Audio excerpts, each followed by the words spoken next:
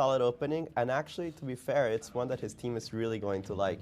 It's the kind of positions that Magnus Carlsen really enjoys, the kind of positions that Levon Aronian really enjoys. So it's a perfect segue into the kind of styles that they really like. Whereas Team Rex, I think, is going for more of a King's Indian style approach, and that actually suits some of their players. We can see former world champion Garry Kasparov, one of the most proficient players of the King's Indian setups. And we see that we have a very interesting opening, and we'll see how they follow up afterwards. And Magnus can't stop laughing. And we should point out Garry Kasparov, big fan of Rex Sinquefield. He actually flew into St. Louis for his 70th birthday last night, and that's why he's here today. I won that for one of my birthdays. That's quite a birthday present, exactly.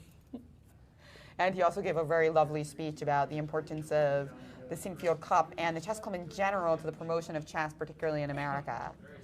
So yeah, quite a positional struggle here. Now, the key thing about this game is note that the Sinquefields, definitely strong amateur players, but not on the level of the other competitors in this tournament. So what's going to be crucial is when they step back in, what's going to happen? Is the position going to be blasting open at that point and put them under a lot of pressure? This opening suggests perhaps yes. It really depends how they use their timeouts. They're going to have 2 timeouts in those 5 moves that I think is crucial that they use them wisely. And we see that the first bench grandmasters are just standing up. We reached the 10-move mark as Magnus Carlsen has played his 10th move. And I think it's an interesting position, but one that's not going to be that open until the Sinquefields come back into the board. Yeah, so very clever choices. Now, 26 moves, so move 26 to 30, the Sinquefields are going to be back in.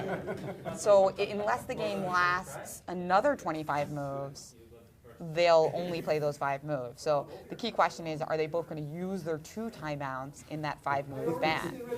Would you think that would be a wise decision? I would definitely think that's a wise decision. I can't imagine them saving the timeout for a possible endgame, because that endgame might not happen if they don't use the timeout. They might just blunder something, they make a strong strategical mistake that they might think is an okay move, but when you're talking about 2800 level chess, it might not be at all.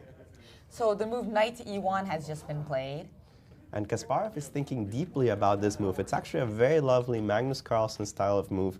The knight retreats, and it allows white to push his pawn to f4. It's going to be harassing this knight on e5 that's powerfully placed. And more importantly than that, Magnus doesn't want to trade pieces. He wants to keep as many pieces